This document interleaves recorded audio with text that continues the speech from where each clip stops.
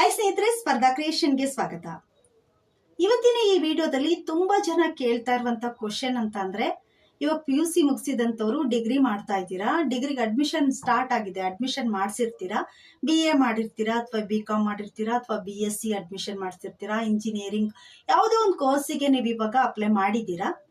ನಾನು ಇವಾಗ ಮಾಡ್ತಾ ಇರುವಂತದ್ದು ಸರಿ ಇದೆಯಾ, ನಾನು UPSC ಮಾಡ್ಬೇಕು ಅನ್ನುವಂತ ಏಮ್ ಇದೆ, ಬಟ್ ನಾನು ಇವಾಗ BA ಮಾಡಿಸ್ಬಿಟ್ಟಿದ್ದೀನಿ, ನನಗೆ ಮಾಡೋಕ್ಕಾಗುತ್ತಾ? BCom ಅಡ್ಮಿಷನ್ ಮಾಡಿಸಿದ್ದೀನಿ, ನನಗೆ ಮಾಡೋಕ್ಕಾಗುತ್ತಾ? BSc ಇಂಜಿನಿಯರಿಂಗ್ ಈ ತರ ಸಾಕಷ್ಟು ಜನರಿಗೆ ಗೊಂದಲ ಇದೆ. ಸೊ ಅದಕ್ಕೊಂದು ಕ್ಲಾರಿಫಿಕೇಶನ್ಗೋಸ್ಕರ ಈ ವಿಡಿಯೋ ಮಾಡಿರುವಂತದ್ದು. ನೀವು BA ಮಾಡಿದ್ರು ಸರಿ, BSc BCom ಅಥವಾ ಇಂಜಿನಿಯರಿಂಗ್ BSc ಅಗ್ರಿ ಯಾವುದೇ ಮಾಡಿದ್ರು ಸರಿ, UPSC ಬರಿಬೇಕು, UPSC ಎಕ್ಸಾಮಿನೇಷನ್ಸ್ ಅನ್ನ ನೀವು ಬರಿಬೇಕು ಅಂತಂದ್ರೆ ಯಾವುದೋ ಒಂದು ಡಿಗ್ರಿ ಮುಗ್ದಿರ್ಬೇಕು.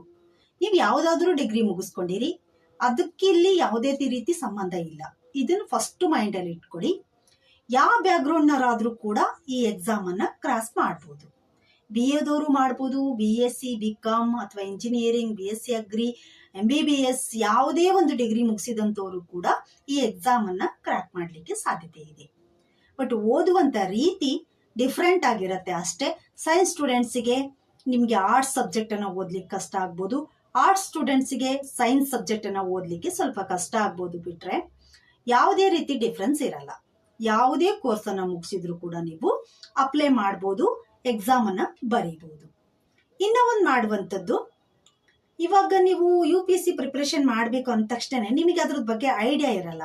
UPSC ಮಾಡ್ಬೇಕು ಅಂತ ಅನ್ನುವಂತ ಒಂದು ಏನೋ ಗುರಿಯನ್ನ ಇಟ್ಕೊಂಡ್ಬಿಟ್ಟು ಆಲ್ರೆಡಿ ಡಿಗ್ರಿಗೆ ಅಡ್ಮಿಷನ್ ಮಾಡಿಸಿರ್ತೀರಾ. ಇವಾಗ ನೀವು ಮಾಡುವಂತ ಮಿಸ್ಟೇಕ್ಸ್ ಏನು ಅಂತಂದ್ರೆ, ಯಾವ್ದಾದ್ರು ಕೋಚಿಂಗ್ ನೋಟ್ಸ್ ಆಗಿರ್ಬೋದು ಅಥವಾ ಸ್ಟ್ಯಾಂಡರ್ಡ್ ಬುಕ್ಗಳಾಗಿರ್ಬೋದು ಅಥವಾ ಎಲ್ಲ NCERT ಬುಕ್ಗಳನ್ನ ಪರ್ಚೇಸ್ ಮಾಡೋದಾಗಿರ್ಬೋದು, ಈ ತರ ಮಾಡ್ಲಿಕ್ಕೆ ಹೋಗ್ಬಿಡ್ತೀರಾ. ಖಂಡಿತ ಆ ತರ ಮಾಡಕ್ ಹೋಗ್ಬೇಡಿ. ಫಸ್ಟ್ UPSC ವೆಬ್ಸೈಟಿಗೆ ಹೋಗಿ, UPSC ವೆಬ್ಸೈಟಿಗೆ ಹೋಗ್ಬಿಟ್ಟು ಡೀಟೇಲ್ಸ್ ಆಗಿ ಅಲ್ಲಿ ತಿಳ್ಕೊಳ್ಳಿ. ಅದ್ರಲ್ಲಿ ಡೀಟೇಲ್ಸ್ ಆಗಿ ಕೊಟ್ಟಿದ್ದಾರೆ. ಎಕ್ಸಾಮಿನೇಷನ್ಸ್ ಪ್ಯಾಟರ್ನ್ ಯಾವ ತರ ಇರುತ್ತೆ, ಎಕ್ಸಾಮಿನೇಷನ್ಸ್ ಯಾವ ತರ ನಡೀತಾ ಇರತ್ತೆ, ಏನು ಅನ್ನುವಂಥದ್ದು, ಎಷ್ಟೆಷ್ಟು ಮಾರ್ಕ್ಸ್ ಇಂದಿರತ್ತೆ ಅನ್ನುವಂಥದ್ದು ಕೂಡ ಇರತ್ತೆ. ಇನ್ನ ನಮ್ಮ ಚಾನಲ್ ಅಲ್ಲಿ ಕೂಡ ನಿಮ್ಗೆ ವಿಡಿಯೋ ಅವೈಲೇಬಲ್ ಇದೆ, ಸೊ ನೋಡ್ಕೋಬಹುದು. ಇದೆಲ್ಲದನ್ನು ಫಸ್ಟ್ ತಿಳ್ಕೊಳ್ಳಿ. ತಿಳ್ಕೊಂಡಾದ್ಮೇಲೆ NCERT ಬುಕ್ಗಳನ್ನ, ಮೋಸ್ಟ್ ಇಂಪಾರ್ಟೆಂಟ್ ಆಗಿರುವಂತದ್ದು, ಎಲ್ಲ NCERT ಬುಕ್ ಅನ್ನು ಪರ್ಚೇಸ್ ಮಾಡಬೇಡಿ. ಇವಾಗ ನೀವು ಡಿಗ್ರಿ ಇದ್ದೀರಾ, ಇವಾಗ ನೀವು NCERT ಬುಕ್ ಅನ್ನ ಮಾತ್ರ ಪರ್ಚೇಸ್ ಮಾಡ್ಕೊಳ್ಳಿ. NCERT ಬುಕ್ ಅನ್ನ ಪರ್ಚೇಸ್ ಮಾಡ್ಕೊಂಡ್ಬಿಟ್ಟು ಅವನ್ನ ಓದ್ಲಿಕ್ಕೆ ಸ್ಟಾರ್ಟ್ ಮಾಡಿ. NCERT ಒಂದು ನೀವು ಫಸ್ಟ್ ಇಯರ್ ಅಥವಾ ಸೆಕೆಂಡ್ ಇಯರ್ ಮುಗಿಯೋದ್ರೊಳಗಡೆ NCERT ಕಂಪ್ಲೀಟ್ ಆಗಿ ಮುಗಿಸ್ಕೊಂಡ್ರಿ ಅಂತ ಅಂದ್ರೆ, ಅದಾದ್ಮೇಲೆ ನೀವು ಥರ್ಡ್ ಇಯರ್ ಇರ್ತೀರಲ್ವಾ, ಅವಾಗ ಸ್ಟ್ಯಾಂಡರ್ಡ್ ಬುಕ್ಗಳನ್ನ ಪರ್ಚೇಸ್ ಮಾಡ್ಕೋಬಹುದು, ಓದಕ್ಕೆ ಸ್ಟಾರ್ಟ್ ಮಾಡಬಹುದು. ಇದ್ರ ಜೊತೆಗೆ ಮೋಸ್ಟ್ ಇಂಪಾರ್ಟೆಂಟ್ ಪೇಪರ್ ಅನ್ನ ಓದುವಂಥದ್ದು. ದ ಹಿಂದೂ ನ್ಯೂಸ್ ಪೇಪರ್ ಅಥವಾ ಇಂಡಿಯನ್ ಎಕ್ಸ್ಪ್ರೆಸ್ ಯಾವ್ದಾದ್ರು ಒಂದು ಪೇಪರ್ ಅನ್ನ ಓದುವಂತ ಹವ್ಯಾಸವನ್ನ ಬೆಳೆಸ್ಕೊಳ್ಳಿ. ನಿಮ್ಗೆ ಬೈ ಹ್ಯಾಂಡ್ ಸಿಕ್ಕರೆ ಓಕೆ, ಬೈ ಹ್ಯಾಂಡ್ ಸಿಗ್ಲಿಲ್ಲ ಅಂತಂದ್ರೆ ಮೊಬೈಲ್ ಅಲ್ಲಂತೂ ಇದ್ದೇ ಇರತ್ತೆ, ಎಲ್ಲರ ಹತ್ರನೂ ಮೊಬೈಲ್ ಇದ್ದೇ ಇರತ್ತೆ. ಮೊಬೈಲ್ ಅಲ್ಲಿ ಯಾವ್ದಾದ್ರು ಗ್ರೂಪ್ ಅಲ್ಲಿ ಬಿಟ್ಟಿರ್ತಾರೆ, ದ ಹಿಂದೂ ನ್ಯೂಸ್ ಪೇಪರ್ ಅಥವಾ ಇಂಡಿಯನ್ ಎಕ್ಸ್ಪ್ರೆಸ್ ಯಾವ್ದು ಪೇಪರ್ ಆದ್ರೂ ಸಿಕ್ಕರು ಓಕೆ, ಅದನ್ನ ಓದಕ್ಕೆ ಸ್ಟಾರ್ಟ್ ಮಾಡಿ.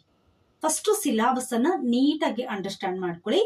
ಸಿಲಾಬಸ್ ಅನ್ನ ಅಂಡರ್ಸ್ಟ್ಯಾಂಡ್ ಮಾಡ್ಕೊಂಡ್ರಿ ಅಂತಂದ್ರೆ ಪೇಪರ್ ಓದುವಾಗ ಈ ಒಂದು ಸಬ್ಜೆಕ್ಟ್ ಯಾವುದೋ ಒಂದಲ್ಲಿ ಮ್ಯಾಟ್ರ್ ಬಂದಿರತ್ತೆ. ಇವಾಗ ಒಂದು ಸ್ಕೀಮ್ ಬರುತ್ತೆ, ಎಕನಾಮಿಕ್ ಸ್ಕೀಮ್ ಬಂದಿರತ್ತೆ. ಆ ಸ್ಕೀಮಿನ ಬಗ್ಗೆ ನೀವು ಓದಿದ್ರಿ ಅಂದ್ರೆ ಇದು ಎಕನಾಮಿಕ್ ಅಲ್ಲಿ ಕೇಳುವಂತ ಒಂದು ಸ್ಕೀಮಿಗೆ ಸಂಬಂಧಪಟ್ಟಿರುವಂತದ್ದು. ಅಥವಾ ಯಾವುದೋ ಒಂದು ಆರ್ಟಿಕಲ್ ಬಗ್ಗೆ ಬಂತು ಅಂತಂದ್ರೆ ಇದು ಪೊಲಿಟಿಗೆ ಸಂಬಂಧಪಟ್ಟ ಹಾಗೆ ಬಂದಿದೆ. ಅಥವಾ ಯಾವುದೋ ಒಂದು ಎನ್ವಿರಾನ್ಮೆಂಟ್ ಅಲ್ಲಿ ಬಂತು ಅಂತ ಹೇಳಿದ್ರೆ, ಎನ್ವಿರಾನ್ಮೆಂಟ್ ಗೆ ಸಂಬಂಧಪಟ್ಟಂತ ನ್ಯೂಸ್ ಬಂತು ಅಂತಂದ್ರೆ ನಿಮಗೆ ಗೊತ್ತಾಗ್ಬಿಡ್ಬೇಕು ಈ ಮ್ಯಾಟರ್ ಇದೇ ಪೇಪರಿಗೆ ಬರುತ್ತೆ ಅನ್ನೋಷ್ಟು ನೀವು ಸಿಲಾಬಸ್ ಅನ್ನ ಕವರ್ ಮಾಡ್ಕೋಬೇಕು. ಸಿಲಾಬಸ್ಸಿಗೆ ಜಾಸ್ತಿ ಪ್ರಿಫರೆನ್ಸ್ ಅನ್ನ ಕೊಡಿ. ಸಿಲಾಬಸ್ ಅನ್ನ ನೀಟಾಗಿ ಓದ್ಕೊಳ್ಳಿ. NCERT ಬುಕ್ ಅನ್ನ ಪರ್ಚೇಸ್ ಮಾಡ್ಕೊಳ್ಳಿ.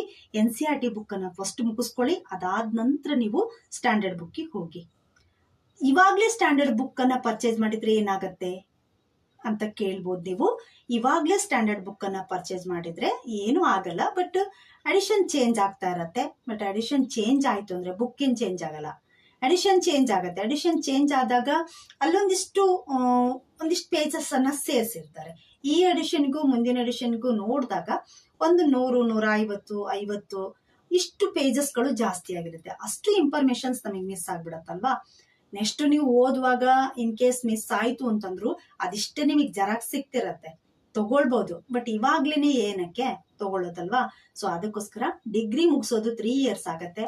ಇವಾಗ್ಲೇ ಬುಕ್ ಅನ್ನ ಪೂರ್ತಿ ಪರ್ಚೇಸ್ ಮಾಡ್ಕೊಳಕ್ ಹೋಗ್ಬೇಡಿ. NCERT ಪರ್ಚೇಸ್ ಮಾಡ್ಕೊಂಡು ಓದ್ತಾ ಹೋಗಿ ಈ ತರ ಮಾಡ್ಕೊಳ್ಳಿ.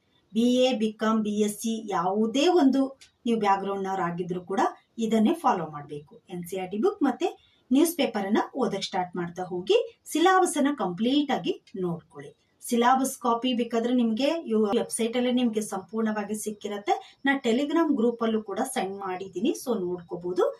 ಅಲ್ಲಿಗೆ ಜಾಯಿನ್ ಆದ್ರೆ ನಿಮಗೆ ಅದು ಕೂಡ ಸಿಗ್ತಾ ಇರತ್ತೆ. ಎಲ್ಲದನ್ನು ಡೀಟೇಲ್ಸ್ ಆಗಿ ನೋಡ್ಕೊಂಡ್ಬಿಟ್ಟು ಓದ್ತಾ ಹೋಗಿ. ಓಕೆನಾ? All the best. ಮತ್ತಷ್ಟು ಮಾಹಿತಿಯೊಂದಿಗೆ ಮುಂದಿನ ವಿಡಿಯೋದಲ್ಲಿ ಸಿಗೋಣ. ಬಾಯ್.